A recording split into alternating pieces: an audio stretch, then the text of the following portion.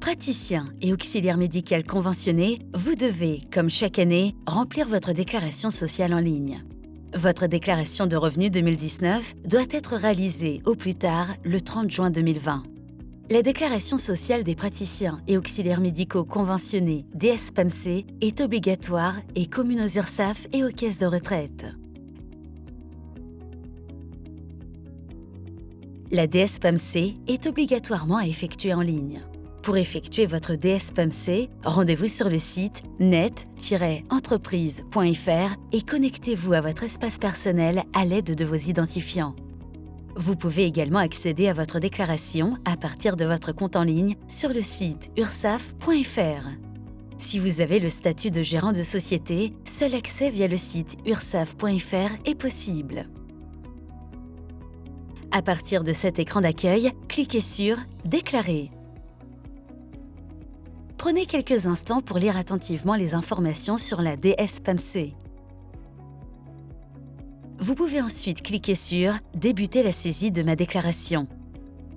Dans le cadre de la loi ESSOC, nous vous rappelons que vous pouvez rectifier votre déclaration à tout moment si vous avez commis une erreur en la remplissant.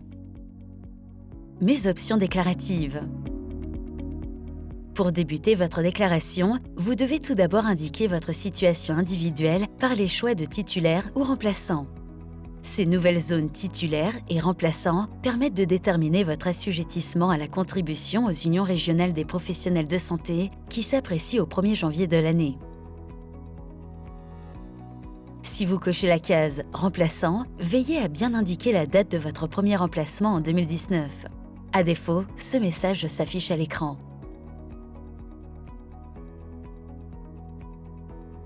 Sélectionnez ensuite la ou les cases correspondant au régime fiscal de votre activité professionnelle ainsi qu'à vos éventuelles activités complémentaires. Au moins une des 5 premières options doit être cochée. Par exemple, cochez la case 1 si vous êtes en entreprise individuelle au régime réel d'imposition BNC. Cochez la case 3 si vous êtes en régime micro-BNC.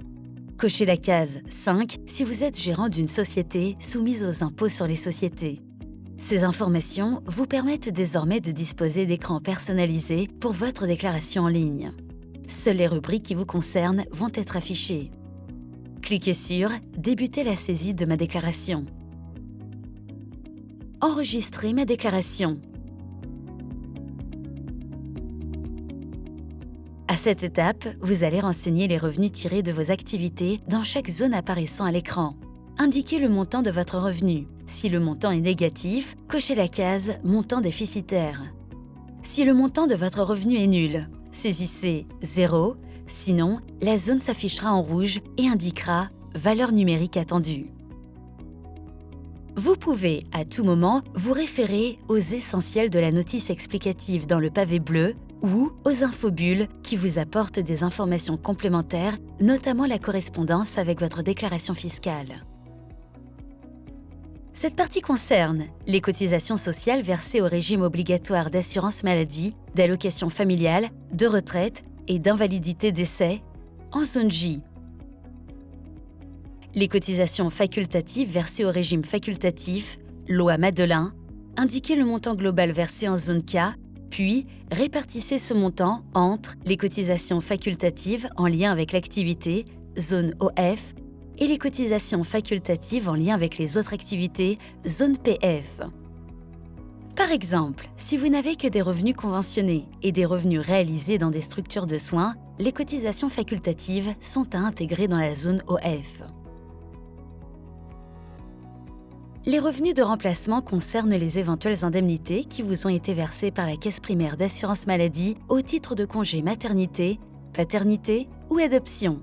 Ces revenus ne doivent pas être confondus avec ceux perçus dans le cadre d'une activité de remplaçant. Cette partie récapitule l'ensemble des revenus que vous avez mentionnés dans les premières rubriques de votre déclaration, qui sont indispensables au bon calcul de vos cotisations et contributions sociales. Dans les zones O et P, vous devez répartir les revenus précédemment renseignés afin de distinguer vos revenus conventionnés de vos revenus non conventionnés. Attention, veillez à bien indiquer votre revenu net et non votre chiffre d'affaires. Ces montants ne viennent bien évidemment pas s'additionner aux revenus renseignés dans les premières rubriques de la déclaration. Les dernières rubriques de cette déclaration sont pré-renseignées à partir de votre relevé SNIR ou RIAP établi par votre caisse primaire d'assurance maladie. Vous pouvez bien sûr modifier les montants indiqués si nécessaire. Nouveau cette année, les remboursements d'indemnités kilométriques sont désormais inclus dans le total des honoraires. Si vous avez exercé en tant que remplaçant en 2019, vous devez compléter ces deux zones. Indiquer le montant total brut des rétrocessions perçues en zone R et indiquer 0 € en zone S. Si vous êtes chirurgien-dentiste remplaçant, indiquez un taux 0,00 dans la zone V qui apparaît sur votre écran personnalisé. Vous êtes médecin. Si vous avez souscrit un contrat Optam avec l'assurance maladie, les zones T et U sont pré-remplies et vous disposez du détail de ces montants sur votre relevé SNIR. Si vous n'avez pas souscrit de contrat Optam avec l'assurance maladie, indiquez 0 dans ces zones T et U. Vous avez terminé de compléter votre déclaration sociale. À tout moment, vous pouvez revenir à l'étape précédente en cliquant sur « Modifier mes options ». Cliquez sur « Valider ma déclaration avant signature » lorsque toutes les zones sont remplies, sinon, là où les zones manquantes s'afficheront en rouge et indiqueront « Valeur numérique attendue ». Des anomalies considérées comme bloquantes peuvent être identifiées dans la saisie de votre déclaration. Vous devez alors les corriger pour que votre déclaration soit prise en compte. Si des anomalies non bloquantes sont détectées, vérifiez les éléments repérés dans le compte-rendu du contrôle. Vous pouvez alors corriger votre déclaration ou valider votre déclaration avant signature sans correction. Dans ce cas, cela viendra impacter le montant des cotisations prises en charge par la caisse primaire d'assurance maladie. Un message vous confirme que votre déclaration a bien été enregistrée et vous invite à la signer et à l'envoyer. Signer et envoyer ma déclaration. Une ultime vérification de l'ensemble des éléments que vous avez saisis vous est proposée. Par exemple, la somme des montants indiqués dans les zones O et P doit correspondre au montant de la zone A. Si besoin, cliquez sur « Corriger ma déclaration » pour la modifier. Sinon, cliquez sur « Signer et envoyer ma déclaration ». Votre déclaration sociale est désormais terminée et a été transmise à votre URSSAF et à votre caisse de retraite. Vous recevez instantanément un accusé de réception qui vous confirme la bonne prise en compte de votre déclaration.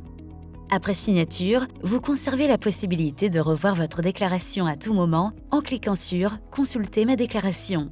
Vous pouvez également la rectifier en cliquant sur « Effectuer une déclaration rectificative » qui sera à nouveau transmise à votre URSSAF et à votre caisse de retraite. Pour en savoir plus, rendez-vous sur netentreprise.fr ou sur ursaf.fr. Des conseillers peuvent également vous renseigner par téléphone au 0806 804 209.